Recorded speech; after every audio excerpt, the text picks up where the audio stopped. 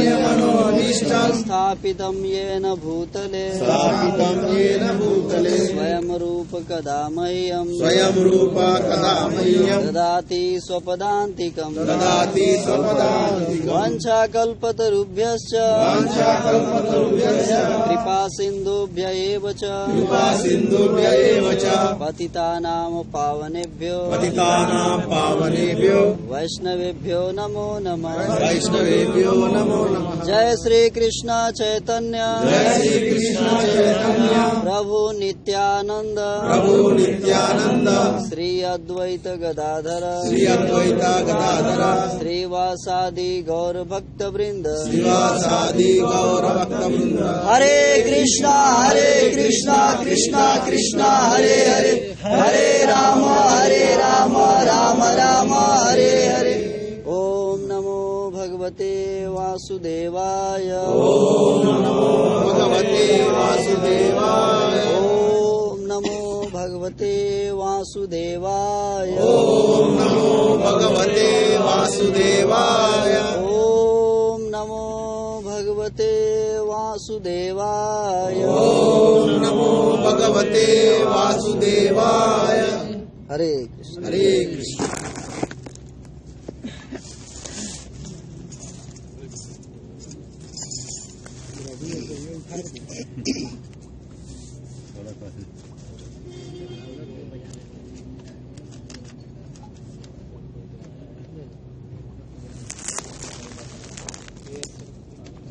तो प्रभु जी हरे कृष्णा,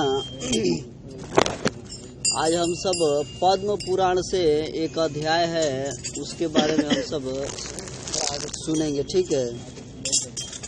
तो अध्याय का नाम है ब्राह्मणों के जीविकोपयोगी कर्म और उनका महत्व तथा गौओं की महिमा और गोदान का फल।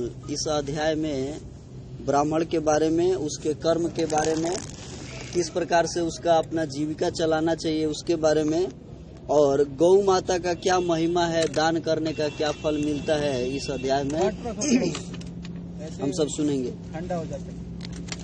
तो ये जो पद्म पुराण है, इसमें भीष्म पितामह पुलस्त्य जी से सब कुछ प्रश्न कर रहे हैं। तो वैसे ही जब प्रश्न किए हैं तो भीष्म पुलस्त्य ऋषि कहते हैं कि ऐसा ही प्रश्न एक बार नारद जी अपने पिता ब्रह्मा जी से किए थे, वही मैं क्या कर रहा हूँ आपको बता रहा हूँ। तो नारद जी ब्रह्मा जी से प्रश्न पूछ रहे हैं, कह रहे हैं कि प्रभु, ब्राह्मणों की पूजा करके तो सब लोग श्रेष्ठ गति प्राप्त करते हैं, किंतु जो उन्हें कष्ट पहुंचाते हैं उनकी क्या गति होती है।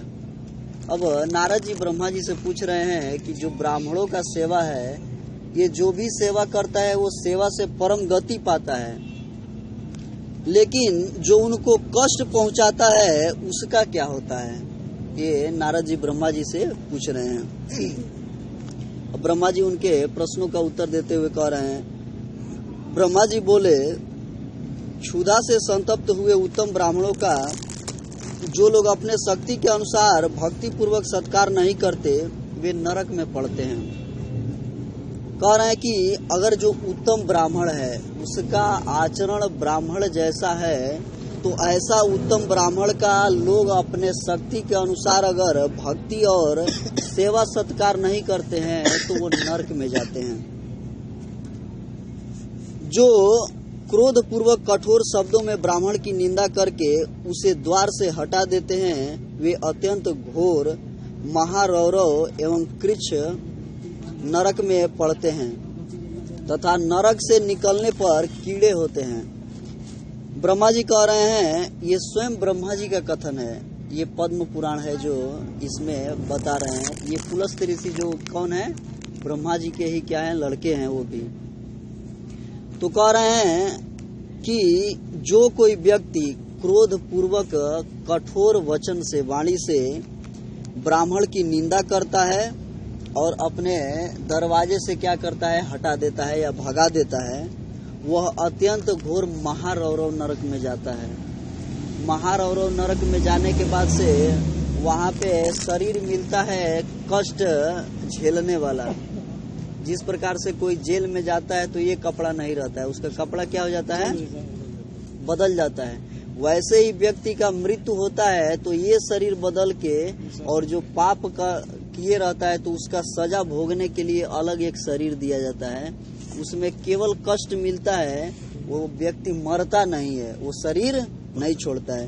तो महारौरव नरक में बहुत तीखे चोंच वाले पक्षी हैं, पशु हैं, उसको नोचते हैं और उसमें वो मल मूत्र खाता रहता है। इस प्रकार से उसमें बहुत ही कष्ट होता है, जो कि हम सब एक बार सुन चुके हैं। 28 प्रकार का नरक लोक का वर्णन वो भागवत में है।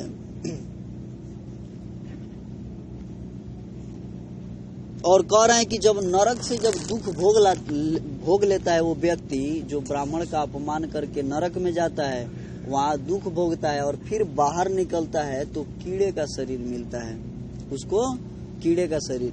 जिस प्रकार से कोई व्यक्ति अपराध किया है तो उसका सजा होता है, तो उतना दिन जेल में क्यों रखा जाता है, जो गलती किया है उसका सजा देने के लिए। और वो समय जब खत्म हो जाता है तो उस व्यक्ति को क्या किया जाता है, बाहर निकाला जाता है। वैसे ही जब जो भी मनुष्य जो पाप करते हैं ये नरक लोक में पहले जाते हैं तो वहाँ पे सजा दिया जाता है, और जब वहाँ से निकलते हैं तो कर्मों के हिसाब से उनको शरीर मिल जाता है। तो कह रहे हैं कि वहाँ पे सजा भोगता है और जब वहाँ से निकलता है तो कीड़े का शरीर मिलता है। उससे छूटने पर चंडाल योनि में जन्म लेता है और समझिए कीड़ा हो गया। और जब कीड़ा हो करके और अगर मर जाता है तो फिर सबसे नीच जो जाति होती है चंडाल, उस परिवार में वो जन्म लेता है। इस प्रकार से बता रहे हैं। और वो चंडाल में योनि में जन्म लेता है और फिर वो हमेशा रोगग्रस्त रहता है, दरिद्र रहता है और भूख से पीड़ित रहता है। ये सारा कष्ट तो हम सब जो भी देखते हैं समाज में, जो भी कोई बड़ा है, कोई छोटा है, कोई गरीब है, कोई धनी है, कोई बीमार है, कोई स्वस्थ है, ये ऐसे ही नहीं है। सारा का सारा जीव अपने कर्मों का किया हुआ फल ही क्या करता है, यहाँ पे भुगतता है।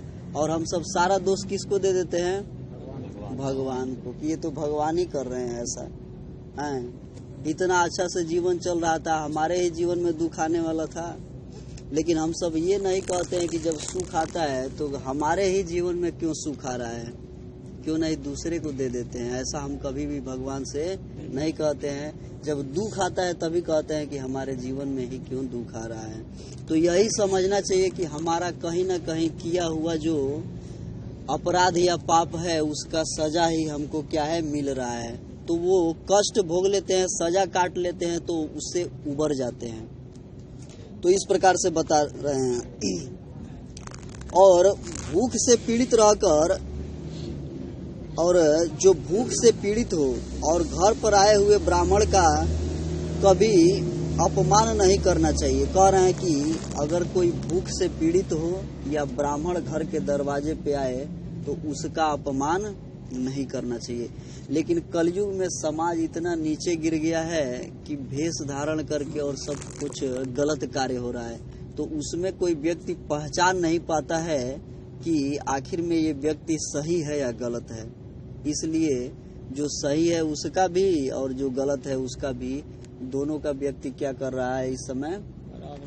तो ये हम सबको ध्यान नहीं रखना है। ये ध्यान देना है कि हमारे दरवाजे पे अगर भूखा कोई आए या ब्राह्मण आए तो उसको हमेशा इसके ऊपर अगले अध्याय जो है, पीछे अध्याय, उसमें उत्तम ब्राह्मणों की चर्चा करते हुए ब्रह्मा जी बताते हैं कि ब्राह्मण जो है वो देवताओं से भी क्या है, श्रेष्ठ है। क्योंकि ब्राह्मण समाज का गुरु है, क्योंकि ब्राह्मण ही ज्ञान देता है, तो उस ज्ञान से व्यक्ति का मोक्ष प्राप्त होता है। तो इसलिए, लेकिन उसका अपना कर्म होना चाहिए, ब्राह्मण का कर्तव्य होना चाहिए। ब्राह्मण का एक ही कर्तव्य बताया गया है कि शास्त्रों का पठन पाठन करना और उसको समाज में बताना, सिखाना कि केवल काम धंधा में नहीं लगना है, भगवान का भजन भक्ति करना है।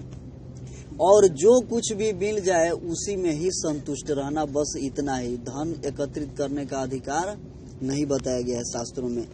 तो जो ऐसा पालन करता है वही उच्च कोटि का क्या है, ब्राह्मण है। और कह रहे हैं कि जो देवता, अग्नि और ब्राह्मण के लिए नहीं दूंगा ऐसा वचन कहता है तो 100 बार नीचे योनियों में जन्म लेता है। अगर देवता को, अग्नि को और ब्राह्मण को कहता है कि मैं नहीं दूंगा, दान या सेवा जो भी नहीं दूंगा, तो कह रहे हैं कि जो नीचे की योनि है, चंडाल योनि, ऐसे 100 बार उसमें जन्म लेता है। 1-2 बार की गिनती नहीं है, 100 बार जन्म लेता है। तो अगर हम सब शास्त्रों में जाएंगे और धर्म और विधि विधान में जाएंगे तो बहुत ही कष्ट है, कोई पालन नहीं कर सकता है। इसलिए कलयुग में आसान रास्ता बताया गया है कि हरे कृष्ण महामंत्र का नाम जपा जाए और 4 नियम का पालन किया जाए और सबसे प्रेम किया जाए तो क्या होगा, उद्धार हो जाएगा। इसलिए कम से कम आसान रास्ता ये बताया गया है। जैसे हम सब भी देखते हैं कि सामान हम सोचते हैं कि थोड़ा सस्ता मिले, डिस्काउंट रहे तो अच्छा है, तो उसी प्रकार से ये कलयुग में क्या है, ये डिस्काउंट है, कुछ छूट दिया गया है। तो इसलिए जैसे बताया जाता है कि सतयुग में केवल ब्राह्मण को ही अधिकार था वेद शास्त्रों का पठन पाठन करना और ज्ञान अधिकार देना, और क्षत्रिय, वैश्य, शूद्र का बिल्कुल अधिकार नहीं था। उसके बाद से जब त्रेता युग आया तो उसमें ब्राह्मण और क्षत्रिय भी क्या करने लगे, भगवान का जो वेद शास्त्र है पढ़ने लगे और भजन भक्ति अच्छा से करने लगे, तपस्या करने लगे। और जब द्वापर आया तो इसमें वैश्य भी, ब्राह्मण, क्षत्रिय और वैश्य भी ये लोग भजन भक्ति करने लगे और वेद शास्त्र पढ़ने लगे। इस प्रकार से एक एक युग का अलग अलग है। और जब कलयुग आया तो कलयुग में सबके लिए छूट दिया गया है कि इसी प्रकार से देखिए, जब त्रेता युग था तो भगवान रामचंद्र जी के दरवाजे पे एक व्यक्ति आता है और कहता है कि हमारा लड़का मर गया है। और जब राजा गलती करता है तो ही उसका पाप प्रजा भोगती है। तो भगवान रामचंद्र जी को कह रहा है कि आप जरूर सही नहीं है, इसके लिए हमारा लड़का मरा है। तो इसलिए वो जाते हैं, वशिष्ठ जी से पूछते हैं, तो वो कहते हैं कि देखिए, और वो किसी ऋषि के पास भेजते हैं तो वो बताते हैं कि देखिए आपके राज्य में कोई नीच जाति का जो चांडाल है, शूद्र है, वो तपस्या कर रहा है, कठिन तपस्या। तो तुरंत ही भगवान जाते हैं, भगवान रामचंद्र जी, और पूछते हैं तुम क्या चाहते हो। तो वो बोला कि मैं उच्च लोक चाहता हूँ, स्वर्ग लोक चाहता हूँ। वैसे ही क्या किए भगवान रामचंद्र जी, उसका गर्दन काट देते हैं, क्योंकि उस समय अधिकार नहीं था। इसलिए जैसे ही गर्दन काटे वैसे ही वो ब्राह्मण का लड़का क्या हो गया, जीवित हो गया। तो ये ध्यान देना है, ये तीनों युगों में सबको सुलभ नहीं था, और ये कलयुग आया है, इसमें सबको सुलभ है। सब कोई शास्त्रों का पठन पाठन कर सकते हैं, भगवान का भजन साधन कर सकते हैं, लेकिन और युगों में ऐसा नहीं था। इसलिए हम सबको प्रयास करके जो छूट मिला है, क्योंकि बताया जाता है कि ये राजा लोग ज्यादातर सुनते थे, पढ़ते थे। इसीलिए भगवत गीता में एक अध्याय है राज विद्या, ये राजाओं का विद्याओं में वो भगवत गीता राजा है, और राजा लोग ज्यादातर अध्ययन करते थे। जो लात उठाकर ब्राह्मण, गौ, पिता, माता और गुरु को मारता है उसका रौरव नरक में वास निश्चित है, वहां से कभी उसका उद्धार नहीं होता। और ब्रह्मा जी कह रहे हैं कि जो ब्राह्मण को, गौ को और माता पिता को और गुरु को लात से मारता है वो रौरव नरक में जाता है। उसमें भी उसको क्या है, बहुत कष्ट है। बताया जाता है जो नर्क लोक है उसमें जैसे अपराधियों को सजा, कोई छोटा अपराध करता है तो छोटा सजा, कोई बड़ा अपराध करता है तो बड़ा सजा, वैसे ही नर्क लोक में जो जिस प्रकार से कर्म करता है उसको उसी हिसाब से सजा दिया जाता है।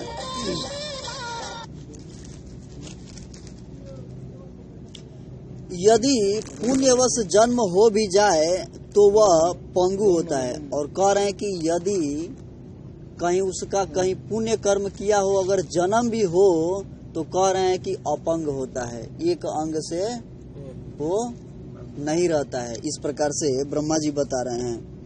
साथ ही अत्यंत दीन, विषादग्रस्त और दुख शोक से पीड़ित रहता है, और कह रहे हैं कि हमेशा गरीब रहता है और विषादग्रस्त, हमेशा उसके मन में बुद्धि में हर प्रकार से कष्ट और चिंता भरा रहता है और दुख और शोक से पीड़ित रहता है हमेशा। इस प्रकार 3 जन्मों तक कष्ट भोगने के बाद ही उसका उद्धार होता है, और कह रहे हैं कि 3 जन्म तक कष्ट भोगता है, उसके बाद जाकर के उसका उद्धार होता है। जो पुरुष मुक्कों, तमाचों और कीलों से ब्राह्मण को मारता है, वह 1 कल्प तक तापन और रौरव नामक घोर नरक में निवास करता है और पुनः जन्म लेने पर कुत्ता होता है। कह रहे हैं कि जो पुरुष मुक्का से, तमाचा से या कीला मार देता है, जो सूली पे चढ़ाया जाता है ना कीला मार के, कह रहे हैं कि ऐसा कीला मार देता है जो व्यक्ति ब्राह्मण को, तो वो 1 कल्प तक रौरव नामक नरक में, घोर नरक में क्या करता है, निवास करता है, वो वहीं पे रहता है। तो 1 कल्प समझ सकते हैं कि कितना होता है। ये ब्रह्मा जी का तो कुछ 1 दिन है, और ये कई हजार सालों तक ये चारों युग आता जाता है, तो 1 कल्प होता है। इस प्रकार से तो कितना समय हो गया कष्ट भोगते भोगते। तो इस प्रकार से, और कह रहे हैं कि वहां से अगर वो निकलता है 1 कल्प के बाद, तो फिर उसको कुत्ते का शरीर मिलता है। कैसा? कुत्ते को शरीर मिल जाता है। उसके बाद चंडाल योनि में जन्म लेकर दरिद्र और उदरशूल से पीड़ित होता है। कह रहा है कि जब फिर कुत्ते से छूटता है, तो देखिए जन्म हो रहा है, 1 शरीर छोड़ छोड़ के दूसरा शरीर मिल रहा है। तो कह रहा है कि जब कुत्ते का शरीर उसका छूट जाता है तो चंडाल योनि में जाता है और दरिद्र रहता है, और उदरशूल, हमेशा उसके पेट में दर्द रहता है, हमेशा उसके पेट में दर्द से वो पीड़ित रहेगा। इस प्रकार से उसका जीवन कष्टमय बीतता है। इसीलिए बताया गया है शास्त्रों में कि चाहे जैसा भी हो, कोई कैसा भी हो, हर अवस्था में भगवान का भक्ति क्या है, अनिवार्य है। जैसे हम सब, चाहे छोटा बीमारी हो या बड़ा बीमारी, इलाज बहुत जरूरी है। इलाज नहीं कराते हैं तो क्या होता है, फिर व्यक्ति बचता नहीं है। वैसे ही चाहे परिस्थिति कुछ भी हो, भगवान की भक्ति ही एक दवा है उसको काटने के लिए, इसका अलावा और कोई रास्ता है ही नहीं। हरे कृष्णा कृष्णा कृष्णा हरे हरे, हरे राम राम राम हरे हरे।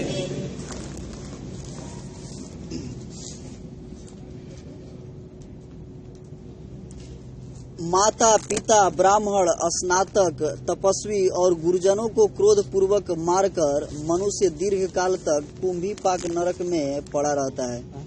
कह रहे हैं कि जो माता को, जो पिता को और ब्राह्मण को और तपस्वी को और गुरुजनों को क्रोध पूर्वक मारता है, कह रहे हैं कि ये मनुष्य दीर्घ काल तक, बहुत समय तक कुंभीपाक नरक में कष्ट भोगता है। और कह रहे हैं कि इसके बाद वह कीड़े का योनि में जाता है, कीड़े का उसको शरीर मिलता है। कह रहे हैं कि बेटा नारद, जो ब्राह्मण के विरुद्ध कठोर वचन बोलता है, उसके शरीर में 8 प्रकार की कोढ़ होती है।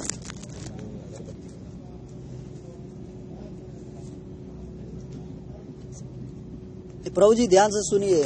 कह रहे हैं ब्रह्मा जी कि बेटा नारद, जो ब्राह्मणों के विरुद्ध, ब्राह्मण के खिलाफ अगर कठोर वचन बोलता है, हृदय में लगने वाला वचन बोलता है, तो कह रहे हैं कि उसके शरीर में 8 प्रकार के कोढ़ होते हैं। और ब्रह्मा जी वो कोढ़ गिना रहे हैं। कह रहे हैं कि खुजली, दाद और मंडल, चकता और सुक्ति, सफेदी और सिद्म, सेहुआ, काली कोढ़, सफेद कोढ़ और तरुण कोढ़, कुष्ठ। इसमें काली कोढ़, सफेद कोढ़ और अत्यंत दारुण तरुण कुष्ठ, ये 3 कुष्ठ माने गए हैं। कह रहे हैं कि ये 8 प्रकार के उसके शरीर में कोढ़ हो जाते हैं, जो ब्राह्मण को कठोर वचन से अपमान करता है। और इसमें 3 जो कोढ़ गिनाए गए हैं वो बहुत ही खतरनाक है। कह रहे हैं कि ये 3 जो है, जो जानबूझकर महापातक में प्रवृत्त होते हैं अथवा महापातकी पुरुषों का संग करते हैं अथवा अति पातक का आचरण करते हैं, उसके शरीर में ये 3 प्रकार के कुष्ठ होते हैं। ये ब्रह्मा जी कह रहे हैं कि जो जानबूझकर महापातक में प्रवृत्त होते हैं, केवल अधर्म में लगते हैं, हमेशा गलत कार्य करते हैं, धर्म के विरुद्ध आचरण करते हैं, या जो वैसा व्यक्ति है उसका संग करते हैं जो हर तरह से गलत है, अगर उसका संग करते हैं और अति पातक का आचरण करते हैं, बिल्कुल धर्म का पालन नहीं करते हैं, तो उसके ये शरीर में 3 कोढ़ जो है ये लगता है। इस प्रकार से बता रहे हैं।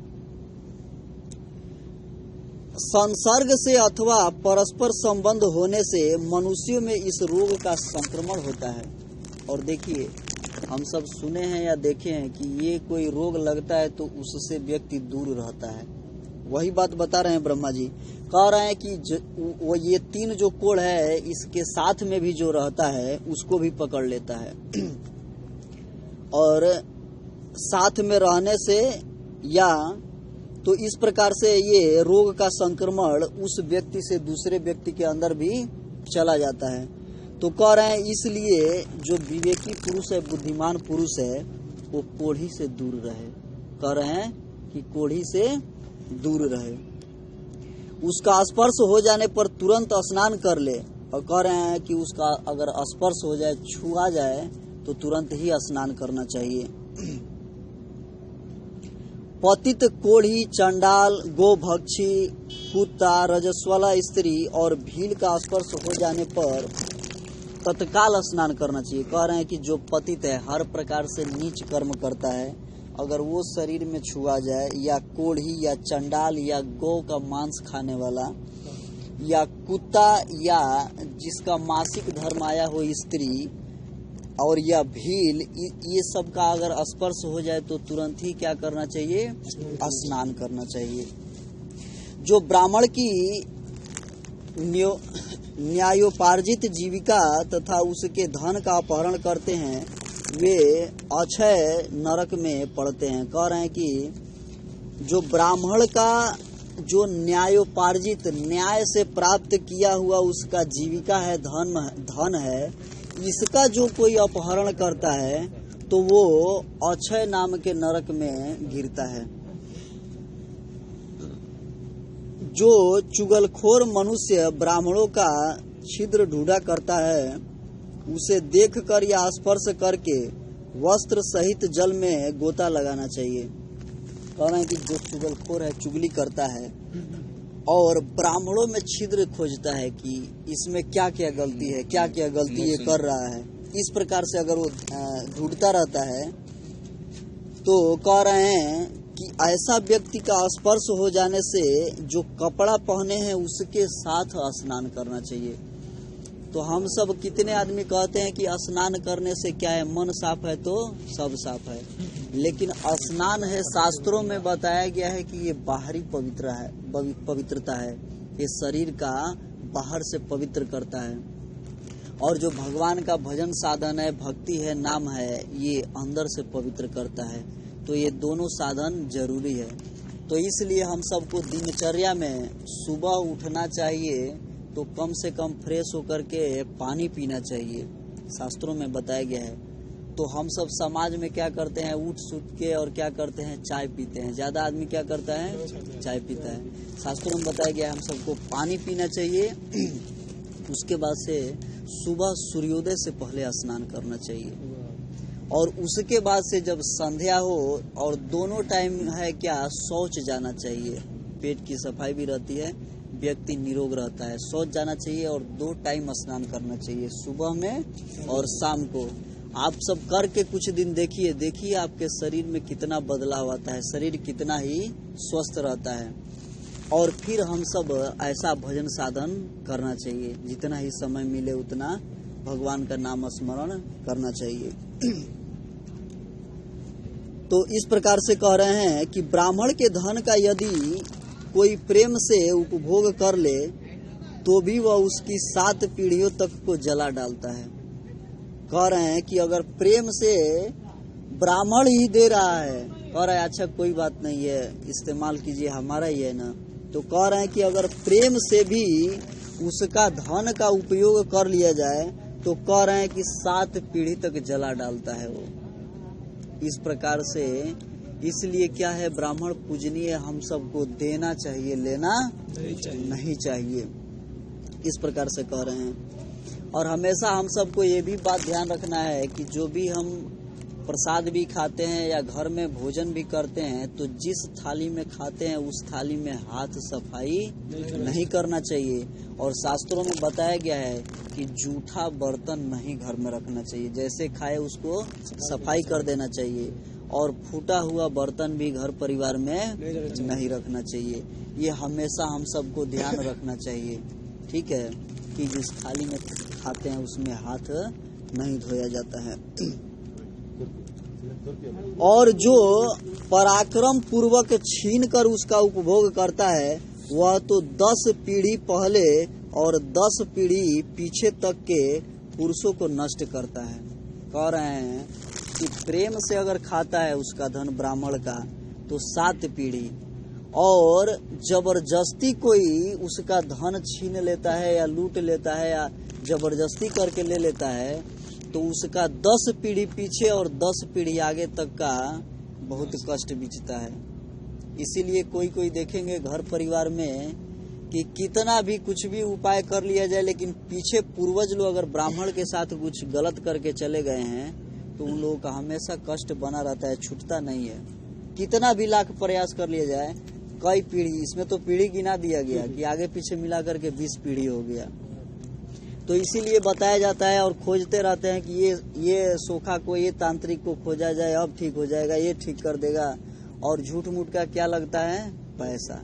इसीलिए बताया गया है कि जो भी घर परिवार में कष्ट परेशानी है, हम सब अपने घर परिवार में भगवान श्री कृष्ण राधा रानी का फोटो रखेंगे, भोग लगाएंगे, 1 गिलास पानी तुलसी पत्ता रखेंगे और श्रीमद् भागवत, भगवत गीता, रामायण का सुबह शाम अगर पढ़ेंगे तो वो जो कष्ट होता है ये सब दूर हो जाता है। भगवान की भक्ति ऐसा है कि कहें भागवत में कि सुमेरु पर्वत इतना पाप भी क्या हो जाता है, जल करके भस्म हो जाता है। लेकिन वो साधन करने पे, वो साधन नहीं करेंगे तो कुछ नहीं होगा। हम सुन लेंगे, जानेंगे, लेकिन अगर वो साधन करेंगे नहीं तो कुछ भी होने वाला नहीं है।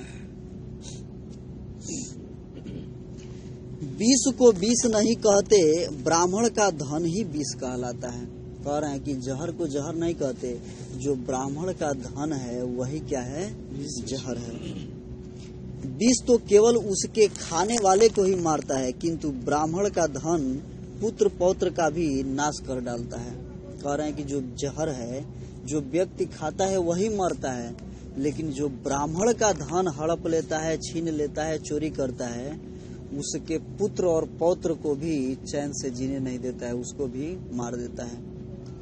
तो ये सब भगवान का सेटिंग रहता है कि कौन ऐसा अपराध करता है और कौन कैसा कैसा है, उसको उसी घर में भेजा जाए। तो इस प्रकार से समझना चाहिए और ये हम सब जानकारी लेकर के और हमेशा सचेत रहना चाहिए। हमेशा क्या रहना चाहिए, सचेत रहना चाहिए। जो मोहवश माता ब्राह्मण अथवा गुरु की स्त्री के साथ समागम करता है वह घोर रौरव नरक में पड़ता है। कह रहे हैं कि जो मोहवश अपनी माता के साथ, ब्राह्मणी के साथ या गुरु स्त्री के साथ संभोग करता है, समागम करता है, तो वो महारौरव नरक में जाता है। वहां से पुनः मनुष्य योनि में आना कठिन है। ब्रह्मा जी कह रहे हैं कि ऐसा वो नरक है कि फिर से मनुष्य योनि मिलना उसको कठिन है। नारद जी ने पूछा, पिताजी सभी ब्राह्मणों की हत्या से बराबर ही पाप लगता है अथवा किसी में कुछ अधिक या कम भी? यदि न्यूनाधिक होता है तो क्यों, इसको यथार्थ रूप से बताइए। कह रहे हैं कि अगर ब्राह्मण का हत्या हो जाए तो सब ब्राह्मण का हत्या से एक ही पाप लगता है या कुछ कम ज्यादा होता है, इसको हमको थोड़ा बताइए। ये नारद जी ब्रह्मा जी से पूछ रहे हैं। ब्रह्मा जी ने कहा, बेटा ब्रह्म हत्या का जो पाप बताया गया है वह किसी भी ब्राह्मण का वध करने पर अवश्य लागू होता है। कह रहे हैं कि जो ब्रह्म हत्या का पाप बताया गया है वो किसी भी ब्राह्मण का हत्या करने पे वो पाप लगता है। और ब्रह्म हत्यारा घोर नरक में पड़ता है। और इस विषय में कुछ और भी कहना है, उसे सुनो। ब्रह्मा जी कह रहे हैं, वेद शास्त्रों के ज्ञाता और जितेंद्रिय श्रोत्रिय ब्राह्मण की हत्या करने पर करोड़ों ब्राह्मणों के वध का दोष लगता है। कह रहे हैं कि जो वेद का जानकार है, जो ब्राह्मण वेदों को जानता है और जितेंद्रिय है, वो हमेशा किसी से कुछ मार झगड़ा, किसी से कुछ लेना देना नहीं है, भगवान का भजन साधन करता है वो, या जो श्रोत्रिय ब्राह्मण है, जो हमेशा उसका सम्मान किया जाने वाला है और पूजा करने वाला है, ऐसे ब्राह्मण का अगर कोई हत्या करता है तो 1 करोड़ ब्राह्मण का हत्या करने का श्राप उस एक ब्राह्मण का हत्या करने पे लगता है। शैव तथा वैष्णव ब्राह्मणों के मारने पर उससे भी 10 गुना अधिक पाप लगता है। कह रहे हैं, देखिए जो वैष्णव है, जो भगवान की भक्ति करते हैं, तो जो हम इस संस्था में जो हम सब भक्ति करते हैं इसमें वैष्णव कहा जाता है। भगवान विष्णु के, कृष्ण के, राम के, नारायण के, ये जो भी भक्त हैं ये वैष्णव कहलाते हैं। और कह रहे हैं कि अगर वैष्णव ब्राह्मण को कोई मारता है तो इससे 10 गुना पाप लगता है। 1 करोड़ का पाप लगता है उस एक ब्राह्मण को मारने में जो शास्त्रों का ज्ञाता है, और एक वैष्णव को मारने में, एक भगवान के भक्त को मारने में बता रहे हैं कि उससे 10 गुना पाप लगता है। तो 10 करोड़ ब्राह्मण का हत्या और एक वैष्णव का हत्या का पाप वो एक ही बराबर होता है। हरे कृष्णा कृष्णा कृष्णा हरे राम हरे राम। अपने वश के हम सबको ये भी ध्यान देना चाहिए कि कैसा प्रसंग आ रहा है, ऐसा ही नहीं, ठीक है, बोलना ऐसा नहीं चाहिए। अपने वश के ब्राह्मण का वध करने पर तो कभी नरक से उद्धार होता ही नहीं। और कह रहे हैं कि जो अपने ही वंश का अगर ब्राह्मण का हत्या कोई कर देता है तो उसका नरक से उद्धार होता ही नहीं है। 3 वेदों के ज्ञाता स्नातक की हत्या करने पर जो पाप लगता है उसकी सीमा ही नहीं है। और कह रहे हैं कि जो 3 वेदों का ज्ञाता हो, अगर उसका कोई हत्या कर दे तो उसका कोई सीमा ही नहीं है पाप का। तो इस प्रकार से इसमें बहुत सारा है, लेकिन हम सब इसमें थोड़ा गौ माता के बारे में देखेंगे। इस प्रकार से बहुत दोष बताए हैं। तो सबका अर्थ यही है कि हम सबको, चाहे कोई साधारण व्यक्ति हो या चाहे श्रेष्ठ व्यक्ति हो, सबको क्या करना चाहिए, सबको मान सम्मान देना चाहिए और झुक के रहना चाहिए। इस प्रकार से ये हम सबको ध्यान में रखना चाहिए।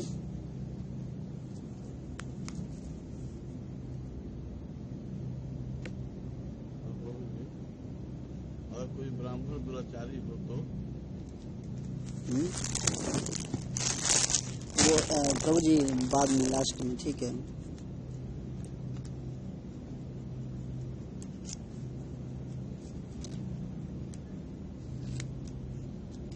और फिर नारद जी जो प्रश्न पूछ रहे हैं हम लोग वो सुनेंगे। नारद जी ने पूछा, नाथ आपने बताया है ब्राह्मण की उत्पत्ति भगवान के मुख से हुई है, फिर गौ की उससे तुलना कैसे हो सकती है? विधाता इस विषय को लेकर मुझे बड़ा आश्चर्य हो रहा है। कह रहे हैं कि आपने ही तो बताया कि जो ब्राह्मण की उत्पत्ति है ये भगवान के मुख से हुआ है, लेकिन गौ माता को ब्राह्मण के ही तुल्य बताए हैं। तो गौ माता का उत्पत्ति किस प्रकार से हुआ है, इसके बारे में हमको क्या कीजिए, आप बताइए। ब्रह्मा जी ने कहा, बेटा, पहले भगवान के मुख से महान तेजोमय पुंज प्रकट हुआ। उस तेज से सर्वप्रथम वेद की उत्पत्ति हुई। क्या कह रहे हैं ब्रह्मा जी कि सबसे पहले भगवान के मुख से एक तेजोमय पुंज प्रकट हुआ और उससे वेद की उत्पत्ति हुई, और उसके पश्चात क्रमशः उसमें से अग्नि की उत्पत्ति हुई, गौ की उत्पत्ति हुई और ब्राह्मण की उत्पत्ति हुई। ये एक ही साथ हुआ, लेकिन एक एक करके ऐसा उत्पत्ति हुआ। ये पृथक पृथक उत्पन्न हुए। मैंने संपूर्ण लोकों और भुवनों की रक्षा के लिए पूर्व काल में एक वेद से चारों वेदों का विस्तार किया। कह रहे हैं कि ये भगवान के मुख से एक तेजोमय पुंज उत्पन्न हुआ, उससे अग्नि, ब्राह्मण और गौ माता का उत्पन्न हुआ। और कह रहे हैं कि जो वेद पहले एक ही था, उसको मैं ये तीनों लोकों को रक्षा के लिए मैं क्या किया, इसको 4 भाग में किया। ब्रह्मा जी कह रहे हैं, अग्नि और ब्राह्मण देवताओं के लिए हविष्य प्रदान करते हैं, और हविष्य घी गौ से उत्पन्न होता है। इसीलिए ये चारों ही इस जगत के जन्मदाता हैं। कह रहे हैं कि अग्नि और ब्राह्मण देवताओं के लिए जो हविष्य है, जो यज्ञ किया जाता है, ये उत्पन्न करते हैं। और हविष्य क्या है, वो घी है, और घी कहाँ से आता है, गौ माता से। तो इस प्रकार से कह रहे हैं कि ये चारों जो हैं, ये जगत के जन्मदाता हैं। और ये 4 कह रहे हैं कि ये 4 पदार्थ अगर विश्व में नहीं होते तो ये जगत को धारण नहीं कर सकते हैं। और इन्हीं चारों के रहने से ये ब्रह्मांड क्या है, बना हुआ है। ब्राह्मण देवता तथा असुरों को भी गौ की पूजा करनी चाहिए। देखिए, कह रहे हैं कि ब्राह्मण हो या देवता हो या असुर हो, असुर प्रवृत्ति का हो, ये तीनों को ही गौ माता का सेवा करना चाहिए, क्योंकि गौ सब कार्यों में उदार तथा वास्तव में समस्त गुणों की खान है। कह रहे हैं कि जो गौ माता है, ये सब कार्यों में उत्तम है और ये उदार हैं, और इनके अंदर बहुत ही गुण भरे हुए हैं, गुण की खान है। वह साक्षात संपूर्ण देवताओं का स्वरूप है। और गौ माता क्या है, साक्षात कह रहे हैं कि देवताओं का ही गौ माता स्वरूप है। सब प्राणियों पर उसकी दया बनी रहती है। प्राचीन काल में सबके पोषण के लिए मैंने गौ की सृष्टि की थी। और ब्रह्मा जी कह रहे हैं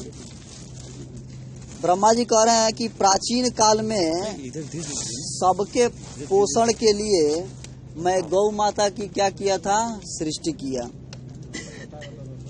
गौओं की प्रत्येक वस्तु पावन है और समस्त संसार को पवित्र कर देती है। कह रहे हैं कि जो गौ माता का जो भी वस्तु है, ये बहुत ही पावन है और पूरे संसार को ये पवित्र करने वाली है। गौ का मूत्र, गोबर, दूध, दही और घी, इन पंचगव्यों का पान कर लेने पर शरीर के भीतर पाप नहीं ठहरता। कह रहे हैं कि अगर कोई गौ का मूत्र पीता है या गोबर का सेवन करता है या दूध और दही या घी का सेवन करता है, तो इससे उसके अंदर पाप नहीं रहते हैं। तो हम सब देखेंगे कि त्रेता युग में जब भगवान रामचंद्र जी से ये पादुका लेकर भरत जी आ गए, तो उस राज्य से हट करके रहते थे और गोमूत्र में ही बनाया हुआ वो अन्न खाते थे। गोमूत्र में ही बना करके और अन्न वो खाते थे। इस प्रकार से, और जिस प्रकार से भगवान रामचंद्र जी जंगल में रह रहे थे, उसी प्रकार से अपने आप को भी क्या किए थे, ढाल लिए थे। इस प्रकार से भरत जी रामचरितमानस में दिखाते हैं ऐसा। इसलिए धार्मिक पुरुष प्रतिदिन गौ के दूध, दही और घी खाया करते हैं। इसलिए कह रहे हैं ब्रह्मा जी कि जो धार्मिक पुरुष हैं, यह गौ माता का दूध और दही और घी खाया करते हैं।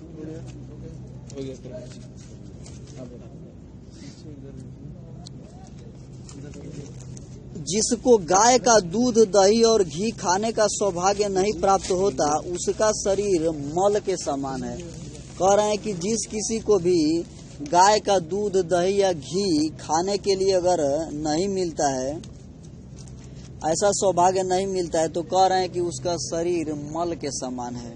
उसके अंदर पूरा क्या है? गंदगी भरा हुआ है।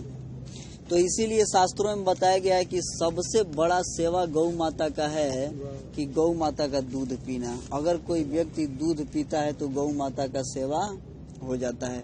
अगर कोई व्यक्ति घर में पालता है, घास खिलाता है, सब एक एक वर्णन किए हैं, हम सब सुनेंगे, और उनको अच्छा से सेवा करता है, परिक्रमा करता है, प्रणाम करता है, तो उसका बहुत बहुत पुण्य फल है।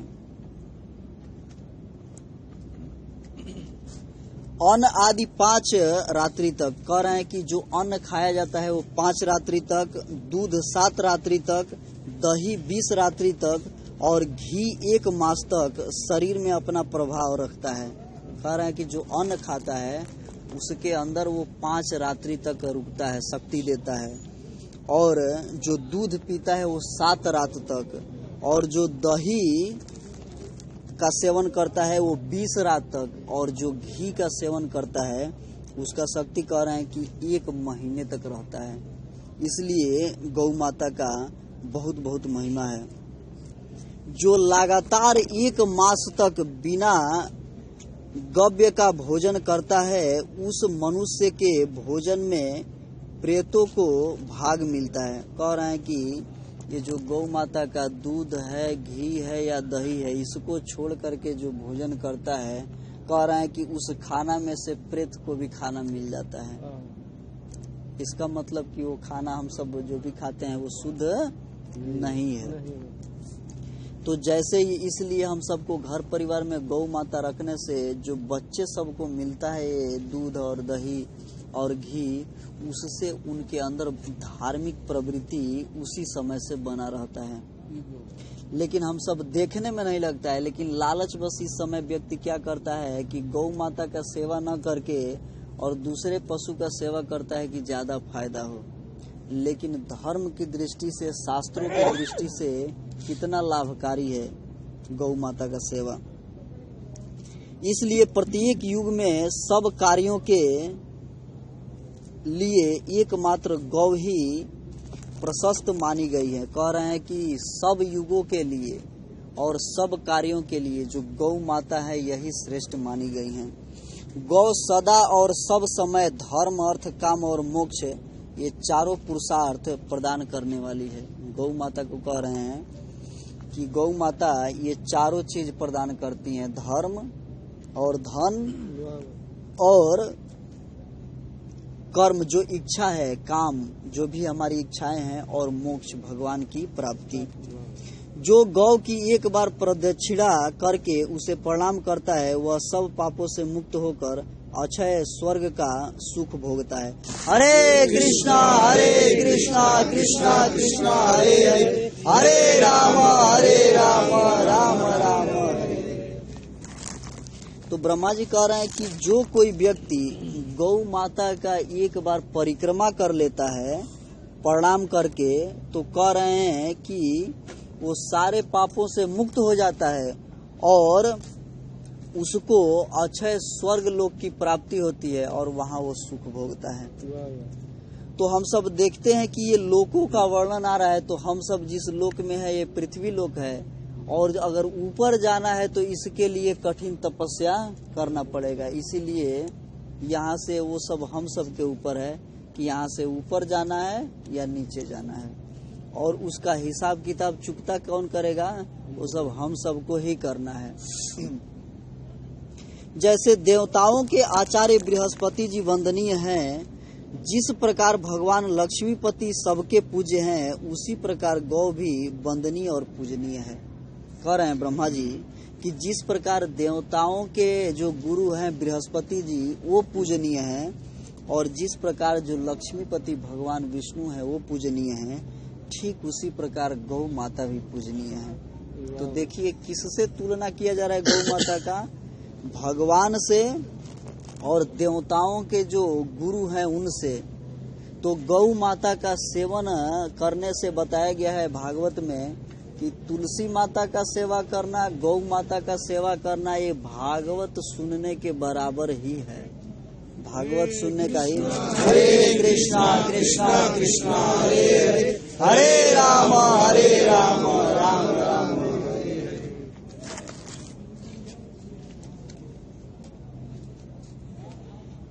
जो मनुष्य प्रातः काल उठकर गौ और उसके घी का स्पर्श करता है वह सब पापों से मुक्त हो जाता है। जो कोई व्यक्ति सुबह में उठ करके और स्नान करके और गौ माता को छूता है या घी का स्पर्श करता है तो उसके सारे पाप क्या हो जाते हैं? नष्ट हो जाते हैं। गौएं दूध और घी प्रदान करने वाली हैं। वे धृत की उत्पत्ति स्थान और घी की उत्पत्ति में कारण है। कह रहे हैं कि जो गौ माता है ये घी देने वाली है और घी का उत्पत्ति स्थान का कारण है। उनके ही अंदर से ये घी निकलता है। वे घी की नदियां हैं, उनमें घी की भंवरें उठती हैं।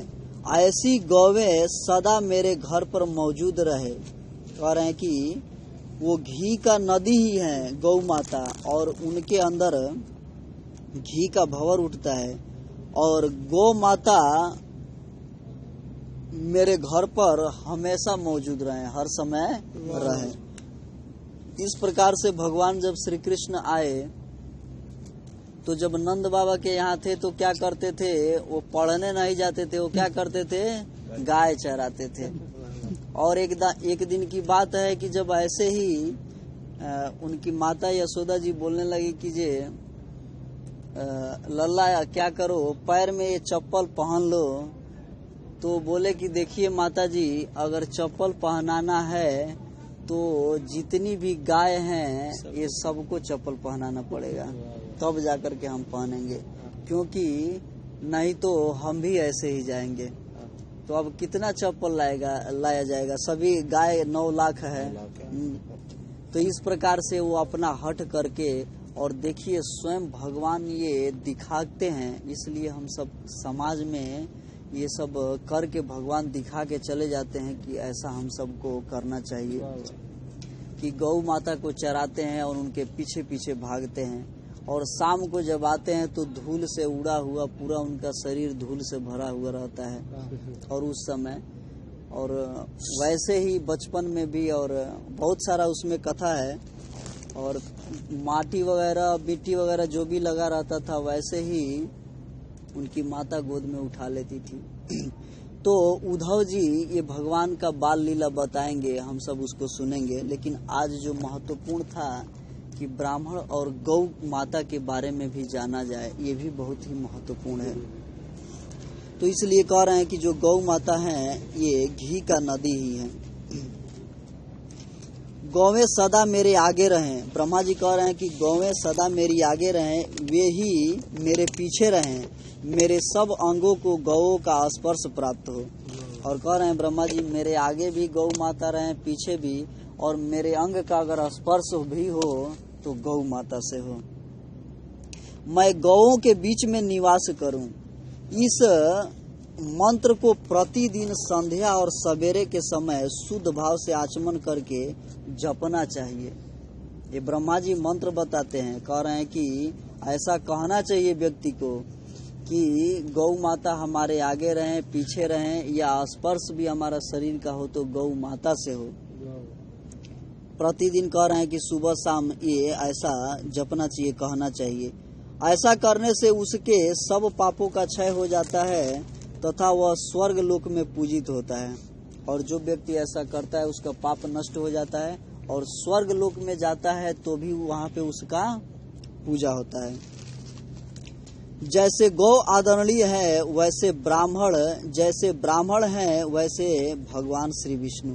कह रहे हैं कि जिस प्रकार से गौ आदरणीय है उसी प्रकार से ब्राह्मण भी आदरणीय है, और उसी प्रकार से भगवान विष्णु भी आदरणीय हैं। जैसे भगवान विष्णु हैं वैसी ही गंगा जी भी हैं। कह रहे हैं कि जैसे भगवान विष्णु हैं वैसे ही ये गंगा जी भी हैं। ये सभी धर्म के साक्षात स्वरूप माने गए हैं और धर्म के साक्षात स्वरूप माने गए हैं। इसलिए भगवान, ब्राह्मण, गौ माता और गंगा स्नान, जो भी तीर्थ स्नान किया जाता है, कह रहे हैं कि ये साक्षात धर्म ही है। और कह रहे हैं कि गौवे मनुष्यों की बंधु है और मनुष्य गौ की बंधु है। ये आपस में क्या है, एक दूसरे से संबंध रखते हैं, संबंधित हैं। जिस घर में गौ नहीं है वह बंधु रहित गृह है, उसमें भाईचारे का व्यवहार कर रहे हैं कि नहीं है। छहों अंगों, पदों और क्रमों सहित संपूर्ण वेद गौ के मुख में निवास करते हैं। कह रहे हैं कि जो 6 अंग हैं और पद हैं और संपूर्ण वेद हैं, ये गौ के मुख में निवास करते हैं। अब गौ का एक एक अंग में कौन कौन से देवता रह रहे हैं ये बताते हैं। ये सुन करके हम सब समय भी हो चुका है। उनके सींगों में भगवान शंकर और विष्णु सदा विराजमान रहते हैं। जो गौ माता का सींग है उसमें भगवान शंकर और विष्णु जी विराजमान रहते हैं। गौओं के उदर में कार्तिकेय और जो गौ माता का पेट है उसमें कार्तिकेय जी रहते हैं और मस्तक में ब्रह्मा जी और ललाट में महादेव जी। सींगों के अग्र भाग में इंद्र रहते हैं, दोनों कानों में अश्विनी कुमार रहते हैं। ये गौ माता का अंग गिनाया जा रहा है और उसमें देवता निवास करते हैं। नेत्रों में चंद्रमा और सूर्य हैं, दांतों में गरुड़, जिह्वा में सरस्वती देवी, अपान में संपूर्ण तीर्थ। और कह रहे हैं कि जिस हिस्से में गौ माता मल त्यागती हैं उसमें ये संपूर्ण तीर्थ है। मूत्र स्थान में गंगा जी, रोम कूपों में ऋषि, मुख और पृष्ठ भाग में यमराज और दक्षिण पार्श्व में वरुण और कुबेर हैं। वाम पार्श्व में तेजस्वी और महाबली यक्ष हैं। बाएं भाग और दाहिने भाग में इस प्रकार से बता रहे हैं। मुख के भीतर गंधर्व, नासिका के अग्र भाग में सर्प, खुरों के पिछले भाग में अप्सराएं, गोबर में लक्ष्मी जी, गोमूत्र में पार्वती, चरणों के अग्र भाग में आकाशचारी देवता, रंभाने की आवाज में प्रजापति और थनों में भरे हुए चारों समुद्र निवास करते हैं। इस प्रकार से गौ माता का एक एक अंग जो है भगवान से लेके और जितने देवी देवता हैं सबसे भरा हुआ है। तो हम सब जो फोटो देखते हैं वो क्या है, सत्य है, ये गलत नहीं है। इसीलिए जो भी हम सब भगवान का फोटो देखते हैं या जो नर्क लोक का वर्णन में भी फोटो दिखाया जाता है वो भी क्या है, सत्य है, गलत नहीं है। जब हम सब वेद शास्त्रों को सुनेंगे, पढ़ेंगे, तब हम सबको मालूम पड़ता है कि सत्य क्या है।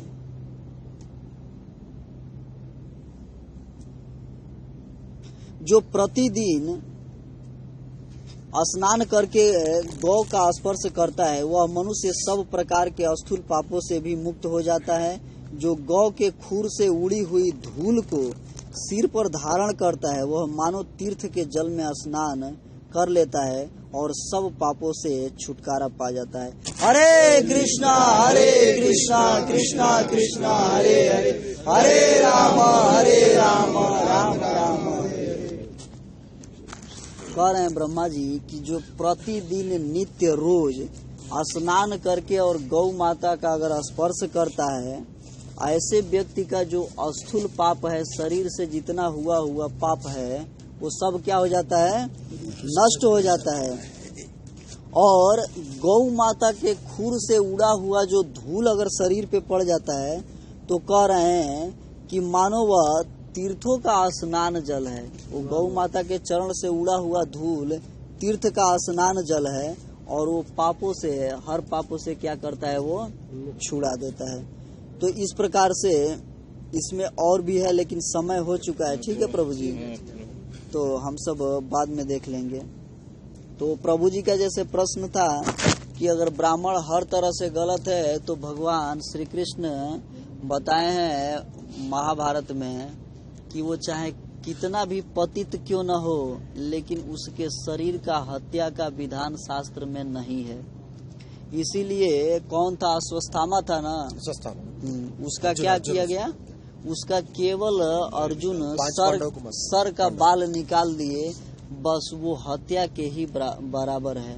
तो ब्राह्मण का हत्या करना शास्त्र में बताया गया है, नियम में नहीं है, चाहे वो कितना भी नीच से नीच हो। इसलिए अगर कोई ऐसा कर देता है तो फिर क्या है, वो उसका जो पाप होता है ब्राह्मण का, वो उस पे लग जाएगा। ठीक है प्रभु जी। श्री श्री पद्म पुराण की जय, श्री श्री पद्म पुराण की जय, श्री श्री पद्म पुराण की जय और प्रेमानंद। तो प्रभु जी किसी का कुछ प्रार्थना है? मेरे पत्नी का तबीयत सही नहीं रहता है। तो प्रभु जी के घर पे कुछ तबीयत खराब है, उनके लिए प्रार्थना करेंगे, और सभी भक्तों के घर परिवार के स्वास्थ्य के लिए हम लोग भगवान से प्रार्थना करेंगे, सबका स्वास्थ्य ठीक रहे। और उनके लिए भी प्रार्थना किया जाएगा जिनको भगवान का नाम नहीं मिल रहा है, उनको भी भगवान का नाम मिले। हम लोग भगवान से 3 बार प्रार्थना करेंगे। हरे कृष्णा कृष्णा कृष्णा हरे हरे, हरे राम राम राम हरे हरे, हरे कृष्णा कृष्णा कृष्णा हरे हरे, हरे राम राम राम हरे हरे, हरे कृष्णा कृष्णा कृष्णा हरे हरे, हरे राम राम राम हरे हरे। हरे कृष्ण महामंत्र की हरे कृष्ण महासंकीर्तन की, कलिनाम पावन संकीर्तन की, श्री चैतन्य महाप्रभु की, श्रील प्रभुपाद की, श्रील गुरुदेव की, समेत भक्त वृंद की, निताई गौर प्रेमानंद। वंशा कल्पतरुभ्यश्च कृपा सिंधुभ्यैव च पतितानां पावनेभ्यो वैष्णवेभ्यो नमो नमः। अनंत कोटि भक्त वैष्णव वृंद की, निताई गौर प्रेमानंद। तो प्रभु जी लेट हो चुका है, तो सुबह में ड्यूटी है, तो प्रसाद लेके चले जाइए और रूम पे खा लीजिएगा। ठीक है प्रभु जी। हरे कृष्ण प्रभु जी।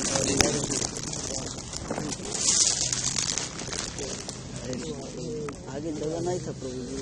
नहीं, मैं आपके पीछे बैठता हूँ, मेरे को बहुत मजा आता है। मैं सुनूंगा तो मैं तो बाद में बताऊंगा लोगों को भी, है ना, बताकर तो बात आ जाए ना कि सुनेंगे और आगे सुनाएंगे, है ना। हाँ सही। गौ माता के लिए बहुत अच्छा आपने बोला, मैं बोलने वाला हूँ। गौ माता के लिए भी बोलना चाहिए।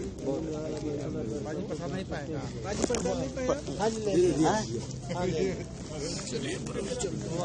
हाँ ठीक है प्रभु जी, जाइए आप लोग आराम कीजिए। हरे कृष्णा प्रभु जी, हरे कृष्णा।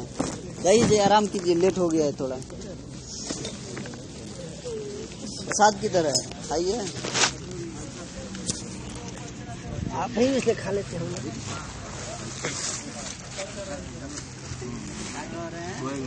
लीजिए प्रसाद है ना। दूसरा कुछ